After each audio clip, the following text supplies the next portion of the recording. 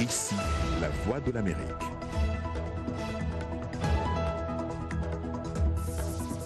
Madame, Messieurs, bonsoir. Ravi de vous retrouver pour cette nouvelle édition de votre journal. On commence par les titres. Et c'est parti pour les élections européennes. Plus de 400 millions d'électeurs voteront dans 28 pays pour élire 751 députés européens. La Grande-Bretagne et les Pays-Bas ont donné le coup d'envoi.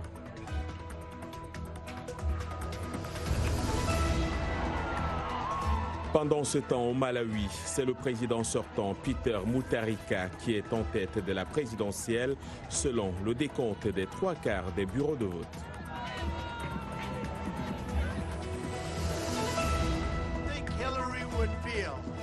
Barack Obama aurait-il ordonné au FBI d'espionner l'équipe de campagne de Donald Trump en 2016? Le président américain et ses alliés l'affirment et exigent une enquête.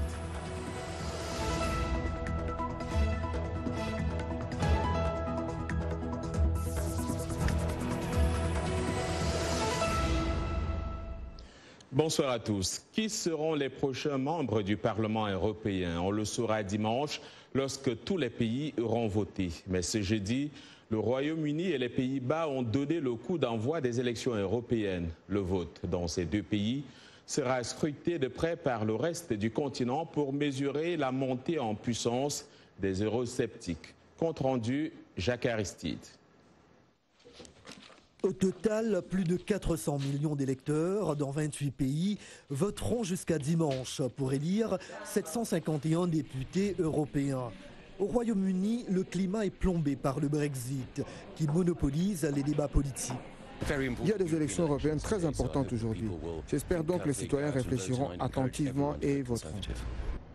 Faute d'être sorti de l'UE dans les temps, le Royaume-Uni a été contraint d'organiser le scrutin, d'autant plus surréaliste que les députés britanniques pourraient ne siéger que quelques semaines au Parlement européen. La première ministre Theresa May a dû repousser la date du divorce, désormais fixée au 31 octobre au plus tard. Vous votez donc aujourd'hui pour vous faire élire au Parlement européen, mais que vous voulez aussi quitter dans les plus brefs délais? J'espère être le député européen au mandat le plus court de l'histoire. C'est ça le plan. Une montée des mouvements nationalistes et populistes opposés à une intégration européenne plus poussée est attendue lors du vote. Aux Pays-Bas, le parti anti-immigration FVD affronte notamment les libéraux du VVD, conduit par le chef du gouvernement, qui a appelé à un large rassemblement des électeurs pour contrer les populistes. Il est crucial aujourd'hui que nous réalisions tous que l'Union européenne doit réformer. Elle a besoin d'un agenda ciblé. La bureaucratie doit être réduite. Mais nous ne pouvons pas accepter que des pays partent. Ce serait très grave. Les Pays-Bas ne deviendront pas plus forts, plus stables et plus prospères si nous quittons l'Union européenne.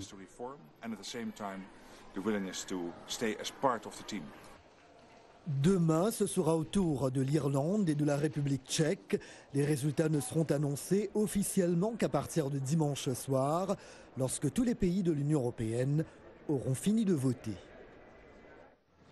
Élection également, mais cette fois présidentielle au Malawi, où le chef de l'État sortant, Peter Mutharika, est en tête selon le décompte des 3/4 des bureaux de vote, dévançant de 5 points le leader de l'opposition, Lazarus Chakwera. Les précisions avec Irénée Herman Umbo. Peter Mutharika, qui brigue un second mandat de 5 ans, obtient 40,49% des suffrages devant Lazarus Chakwera à 35,44% selon les chiffres de la commission électorale publiés jeudi en début d'après-midi. Nous avons reçu des résultats partiels des bureaux de vote de tout le pays. Le chef de l'opposition du Malawi, Lazarus Chakwera, avait pourtant affirmé mercredi soir être très largement en tête de la présidentielle organisée la veille selon un décompte partiel de son parti et avait accusé le camp du président sortant de vouloir frauder. Une situation qui appelle à la vigilance dans le pays. Je tiens à exhorter les habitants du Malawi à la prudence avec les résultats non officiels. Bien que certains résultats peuvent refléter le vote des gens et aider à faire des estimations, certains sont purement et simplement manipulés et peuvent inciter à la violence. Un fort mécontentement populaire alimenté par des pénuries de nourriture et des coupures d'électricité a marqué la présidence de Peter Mutharika, un homme aujourd'hui âgé de 78 ans. L'opinion a aussi en mémoire ce scandale de pots de vin à la suite de l'attribution d'un contrat de millions de dollars à la police. Son bilan économique est mitigé. La croissance a baissé d'environ 6 à 4% depuis 2014, mais le taux d'inflation a reculé de 23 à 9% selon le FMI. 7 candidats étaient en lice pour le scrutin de mardi. La société civile s'est réjouie du bon déroulement du scrutin. Nous invitons les Malawites, en particulier les partis politiques, les candidats et leurs partisans, de continuer à faire preuve de retenue et de magnanimité, à maintenir leur engagement d'avant les élections pour la paix dans un esprit d'unité nationale, de paix et de solidarité. De nombreux incidents avaient émaillé les opérations lors des élections générales précédentes en 2014. Mais avant même la sortie du chef de l'opposition, analystes et commentateurs politiques ont dit redouter des tensions à l'approche de la proclamation des résultats. Autre sujet d'actualité, le groupe État islamique a revendiqué 2 attaques dans l'est de la République démocratique du Congo, dans le territoire de Beni, où selon des sources locales, une dizaine de personnes ont été enlevées jeudi. Dans le territoire de Beni, ces attaques sont généralement attribuées par les autorités aux forces démocratiques alliées, les ADF, des rebelles musulmans ougandais présents dans la région depuis plus de 20 ans.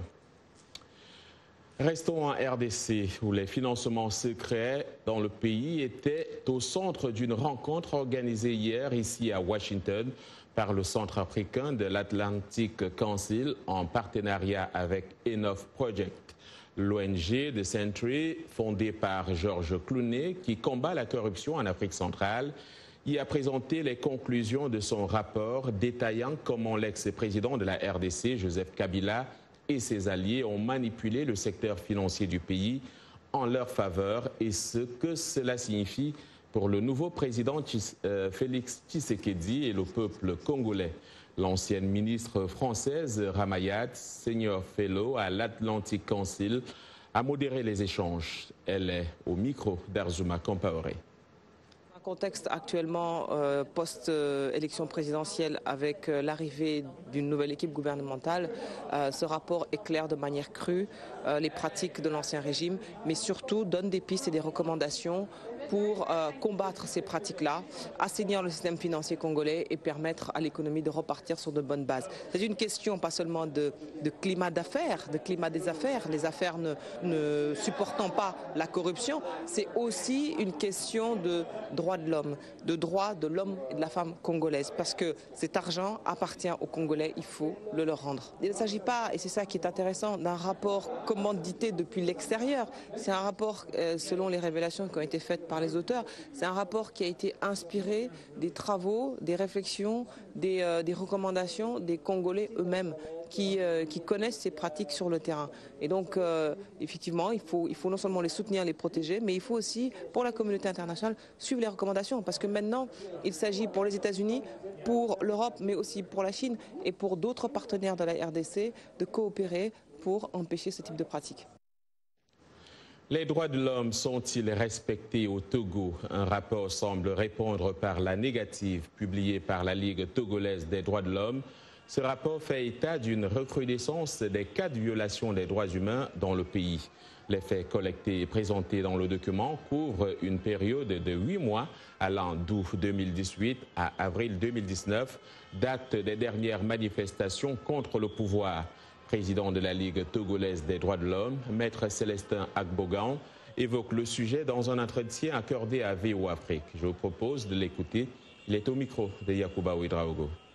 Les investigations nous ont permis de relever des cas d'assassinat et des tentatives d'assassinat. En tout, nous avons dénombré 5 morts, dont un mineur tué par balle et 2 autres également tués par balle. Et les 2 autres, c'est par coup de bastonnade, coup de matraque. Outre cela, il y a eu des blessés, dont plusieurs par balle. On note également des entraves à la liberté de manifestation où les autorités interdisent systématiquement les manifestations en flagrante violation de la loi. Il y a également des cas de torture dans les lieux de garde à vue. Ils ont été soumis à des procès inéquitables parce que le droit de la défense ne leur a pas été accordé. Il y a eu des exilés. Qui sont les auteurs présumés de ces violations des droits de l'homme? Bon, pour la plupart des cas, c'est nos forces de l'ordre et de sécurité et les militaires. Malheureusement, lorsqu'on organise des manifestations pacifiques, vous verrez dans les villes des jeeps, des militaires qui sortaient pour semer la terreur. Nous avons constaté également que le pouvoir public s'appuie sur le pouvoir judiciaire pour régler leurs comptes politiques à ces citoyens-là qui réclament de meilleures conditions de gouvernance à travers les réformes politiques. Est-ce que vous allez porter plainte? La FAO, l'Organisation des Nations Unies pour l'alimentation et l'agriculture, est à la recherche de son prochain directeur général. 5 candidats nommés par leur gouvernement respectif briguent ce poste. Il s'agit de Mehdi Moungui du Cameroun, Guy Dongui de la Chine, Catherine Lanel de la France, Ramesh Chan de l'Inde et Dawit Kirwalizé de la Géorgie. Dans un entretien accordé à VOA, ce dernier revient sur les enjeux de la lutte contre la faim en Afrique et dans le monde. Il est au micro d'Arzuma Compaoré. La FAO joue ici un rôle très important, faire en sorte que tous aient la possibilité de rétablir leurs moyens de subsistance, de produire plus et mieux et d'être compétitifs. C'est très important. Ce dont nous avons besoin pour soutenir l'agriculture et la sécurité alimentaire, c'est de soutenir les emplois agricoles dans les zones rurales. Ce n'est pas directement une question d'agriculture, mais de développement rural, que la vie en milieu rural soit plus respectueuse. Le savoir et l'éducation, c'est très important, en particulier pour les jeunes, car s'ils veulent avoir leur place dans un monde globalisé, ils doivent être préparés. Nous venons de proposer notre idée de créer un nouveau programme pour permettre aux jeunes leaders des pays en développement de se rendre dans les principales universités du monde pour avoir accès non seulement à la formation, mais aussi aux grandes entreprises et pour trouver un lieu de stage afin de voir comment les choses fonctionnent sur le terrain. To get a place for internship, to see how these things are really working in reality. Il y a quelques mois, j'étais au Rwanda. L'année dernière, nous avons visité Bulawayo au Zimbabwe et avant cela, nous étions en Éthiopie à la suite de projets que nous réalisons. Tout est différent. C'est pourquoi il faut faire confiance aux communautés locales car personne ne sait mieux qu'elles ce qu'elles veulent. Il faut juste les aider à améliorer leurs connaissances en éducation et suivre le développement. On parle aujourd'hui d'agriculture numérique, d'approche intelligente face au climat. La technologie se développe si rapidement que sans éducation des gens sur le terrain, ils ne pourront tout simplement pas en tirer profit. C'est pourquoi l'éducation et la formation sont si importantes.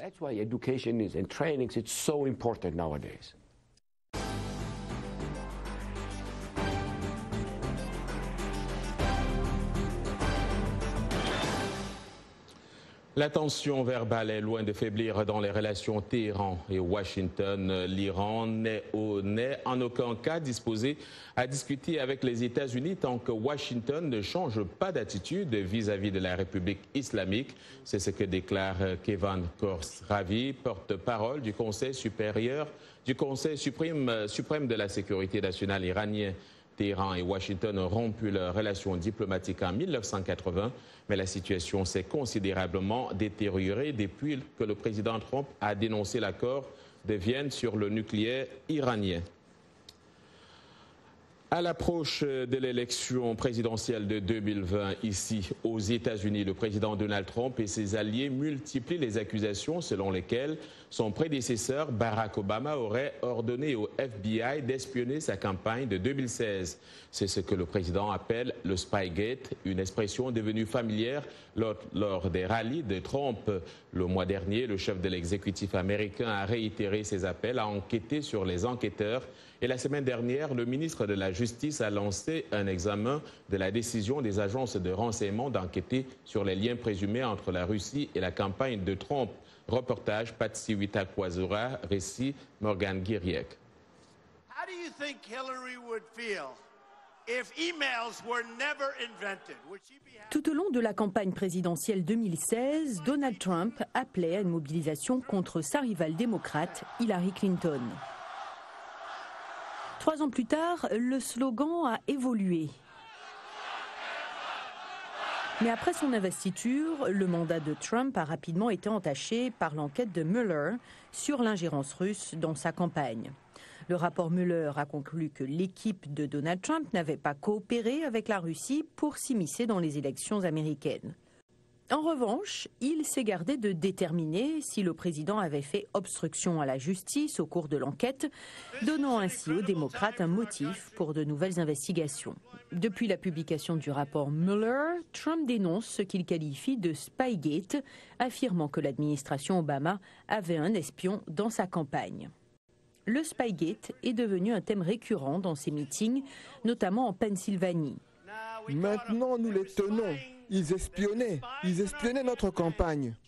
La semaine dernière, le procureur général William Barr a ordonné un réexamen de la décision prise par le FBI en 2016 d'ouvrir une enquête de contre-espionnage sur la campagne de Trump.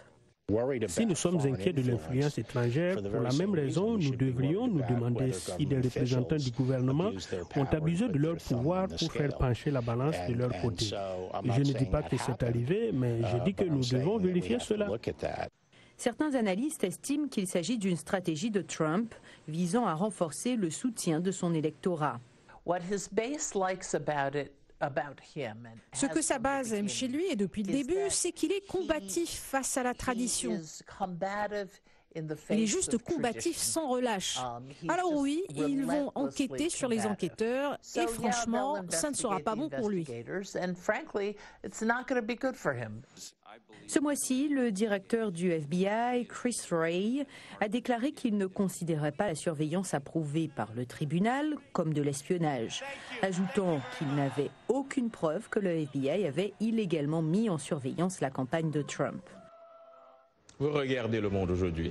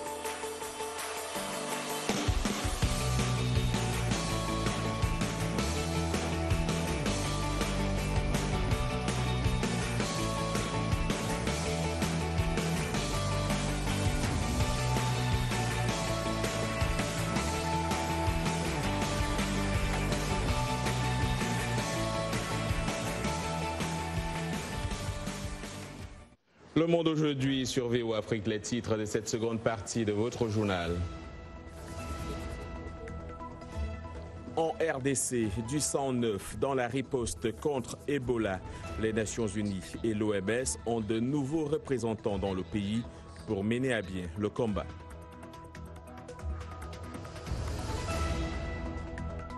La Somalie, une destination touristique. Les autorités en sont convaincues. Leur atout de charme, les plages de Mogadiscio, la capitale. En sport, le Gabon tient son nouvel entraîneur. Neveu remplace cousin à la tête des Panthères.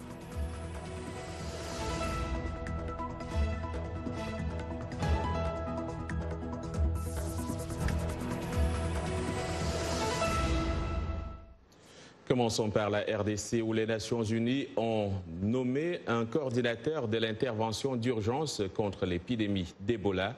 L'ONU voudrait entreprendre de nouveaux efforts dans la riposte et c'est David Gressler, le représentant spécial adjoint du secrétaire général au sein de la mission de l'ONU en République démocratique du Congo, qui supervisera désormais la coordination des activités de soutien international à la lutte contre le virus Ebola dans le pays. Une nomination bien accueillie par l'Organisation mondiale de la santé, l'OMS, qui a de son côté nommé le docteur Peter Graf comme représentant spécial en RDC pour la lutte contre l'épidémie. Je vous propose de suivre Rarek Jaravik, porte-parole de l'OMS. Nous opérons dans un environnement de travail qui représente une complexité sans précédent dans le traitement d'une urgence de la santé publique.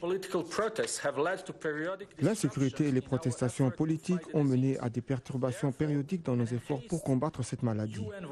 Par conséquent, une réponse accrue et plus large est requise pour surmonter ces contraintes et cela inclut le transfert des responsables du centre des opérations au centre de l'épidémie à Butembo. Nous n'avons pas de temps à perdre.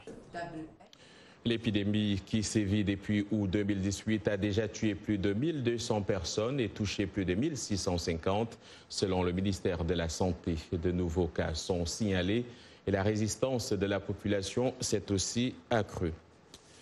La Somalie est une destination touristique et les autorités du pays en sont convaincues. Le pays entend annoncer sous peu sa capacité à accueillir le monde pour, dit-il, découvrir ses belles plages. Les précisions avec Irénée Herman Umbo. Les plages de la capitale côtière somalienne, Mogadiscio, sont très animées notamment par la population locale. Ici, on observe une ambiance détendue, loin des scènes de dévastation enregistrées dans la ville en octobre 2018, à la suite de 2 attentats à la bombe qui ont fait plus de 300 morts. En dépit de ce côté peu réluisant, la Somalie estime être prête à accueillir le monde. Maintenant, nous avons beaucoup de gens qui viennent, qui osent venir en Somalie. En 2017, nous avons accueilli près de 40 non-somaliens, je veux dire des étrangers, des personnalités internationales, des Européens pour la plupart. Le potentiel touristique de la Somalie s'est accru lorsque le pays a été admis à l'Organisation mondiale du tourisme en septembre. Selon les Nations Unies, le conseiller gouvernemental Yassir Bafo a joué un rôle clé dans cette admission.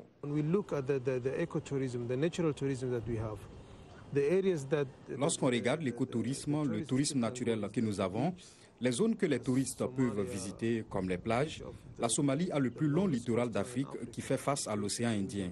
En même temps, nous avons un endroit où le fleuve et la mer se rencontrent à Gobouin, près de Kismayo. À Baïdoa, nous avons des cascades, nous avons des sources chaudes à Bosaso. Nous avons des grottes, nous avons le sable blanc, tout cela fait donc partie du tourisme. Selon Bafo, les autorités de Mogadiscio sont à l'œuvre pour faire de la Somalie une destination touristique incontournable. Son pays, dit-il, est même prêt au-delà du tourisme à accueillir des conférences internationales. Et nous voici en sport avec Yacouba Ouedraogo. Yacouba, on commence par le football et au Gabon où neveu remplace cousin. Bonsoir John et bonsoir à vous, amis sportifs. Effectivement, le Gabon tient enfin son nouvel entraîneur, Patrice Neveu. Le technicien français remplace ainsi Daniel Cousin au poste de sélectionneur des Panthères. Il a déjà été coach, entre autres, en Guinée de 2004 à 2016, en République démocratique du Congo de 2008 à 2010 et en Mauritanie de 2012 à 2014. Patrice Neveu était récemment l'entraîneur du Oroya FC, club guinéen de première division qui l'a emmené en quart de finale de la Ligue des Champions. Il a pour mission de construire une équipe nationale gabonaise compétitive et combative pour prétendre participer aux prochains rendez-vous continentaux et mondiaux. Le poste de directeur technique national est revenu à l'ancien joueur Raphaël Nzamba, lui aussi nommé pour 4 ans renouvelables. Et puis, le mondial 2022 au Qatar se jouera finalement à 32 équipes et non pas 48 nations. Comme le voulait entre-temps la Fédération internationale de football, la FIFA avait inscrit le passage de 32 à 48 équipes dès 2022 à l'ordre du jour de son prochain congrès le mois prochain à Paris, mais a indiqué que dans les circonstances actuelles, une telle proposition ne pouvait être mise en œuvre. Le projet se heurte notamment à un obstacle géopolitique majeur avec le blocus imposé au Qatar par plusieurs pays voisins. Le mondial 2022 conserve donc son format actuel avec 32 équipes. Parlons à présent de la balle ovale. Le rugby algérien est désormais reconnu par la Fédération internationale, la World Rugby. La jeune fédération algérienne de rugby, créée en 2015, a été acceptée par l'instance mondiale de la discipline comme membre associé. Elle peut, au bout de 2 ans minimum, demander l'affiliation à part entière à la World Rugby, condition pour pouvoir prétendre à se qualifier à la Coupe du monde de la balle ovale. La fédération compte une quarantaine de clubs et une équipe nationale qui jouera la Gold Cup 2019, entendez, la compétition africaine de première division. À demain. Merci Yacouba. Direction la localité de Noflé, sur la route du lac Rose, à 35 km à l'est de Dakar, la capitale sénégalaise. Un village de tortues a vu le jour depuis 1993. Ce centre de repeuplement récupère des tortues adultes et organise leur reproduction avant de les relâcher dans cette zone surveillée. Au village des tortues de Noflé, des centaines de tortues de 11 espèces, dont 4 marines, sont saluées chaque année par des milliers de visiteurs. Allons à la découverte de ce village avec l'agence Yuka Africa. Reportage. En partant de Dakar, il faut faire une demi-heure en voiture en longeant la route du lac Rose pour arriver au village des tortues, situé dans la localité de Noflaye, dans le département de Rufisque. Il est au cœur de la réserve spéciale botanique de Noflaye, placée sous tutelle du service des eaux et forêts. Ici, des centaines de tortues disposent chacune d'une fiche de sortie permettant de connaître notamment son poids et son origine. Elles sont protégées, entretenues et nourries pour éviter que ces espèces ne disparaissent. Depuis l'inauguration de la réserve en 1993, près d'1 millier de tortues ont été relâchées dans des zones surveillées. Lamine Diagne nous fait découvrir quelques espèces phares du village des tortues. Là, on a la nurserie, on a les bébés tortues. Ça, c'est les naissances de l'année passée, 2018. Donc, eux, ils n'ont même pas 1 an. Et ces bébés, ils naissent avec 45 grammes. Donc, c'est pourquoi on le protège dans la nurserie pour éviter les prédateurs. C'est pourquoi on a mis cette filet. Donc, c'est des tortues de terre, c'est des bébés tortues de terre. Et c'est celles-là qui vont grossir jusqu'à 100 kilos. Donc, et ils vivent 150 ans. Les œufs sont protégés parce que sur les œufs, il y a des prédateurs. Il y a des prédateurs, il y a le varon, il y a le rat de Gambie. La réserve des tortues de Noflaye est érigée sur une superficie de 16 hectares. Chaque jour, elle reçoit beaucoup de visiteurs sénégalais et étrangers venus découvrir sa faune spéciale. On a pas mal de gens qu'on connaît qui sont déjà venus. Donc voilà, en espérant qu'on soit nous aussi conquis par les lieux et qu'on soit passé une bonne après-midi. La tortue, c'est un animal préhistorique qui n'a pas évolué depuis des millions d'années, donc on vient voir un petit peu dans leur milieu naturel comment elles bougent, comment elles mangent, voilà. C'est notre 3e visite, je crois. On vient parce que c'est vrai que c'est une mission importante, ce refuge pour les tortues et pour leur sauvegarde. Donc, et c'est aussi pour nous l'occasion de resensibiliser notre fille à la mission de ce village. Et c'est aussi un endroit super agréable. Vraiment extraordinaire parce que c'est important de voir à Dakar encore un poumon vert qui existe et également de voir une réserve de biotopes intéressante à visiter et de pouvoir voir également les tortues, c'est toute une histoire derrière. 4 à 5 personnes s'occupent de l'entretien et de la surveillance de la réserve des tortues, mais aussi de leur bien-être. À ce jour, plus de 17 000 visiteurs y arrivent par an et la réserve vit de ces visites. Voilà pourquoi, tout en pensant à multiplier les activités, les responsables lancent un appel à l'État pour qu'il leur vienne en aide. Des tortues qui au Gabon peuvent hélas parfois terminer leur vie dans l'estomac des chimpanzés. En effet, des scientifiques allemands ont observé pour la première fois des chimpanzés sauvages en train de casser des carapaces de tortues pour se nourrir de la viande qui s'y trouvait, selon des chercheurs de l'Institut Max Planck d'anthropologie évolutionniste de Leipzig et de l'Université d'Osnabrück. Les chimpanzés se nourrissent de la viande de différentes espèces animales, mais la consommation de reptiles n'avait pas encore été observée. Publié dans la revue Scientific Report, l'équipe a observé des chimpanzés dans le parc national de Luanga au Gabon. Vous regardez Le Monde aujourd'hui en direct de Washington sur VOA Afrique. C'est la fin de ce journal.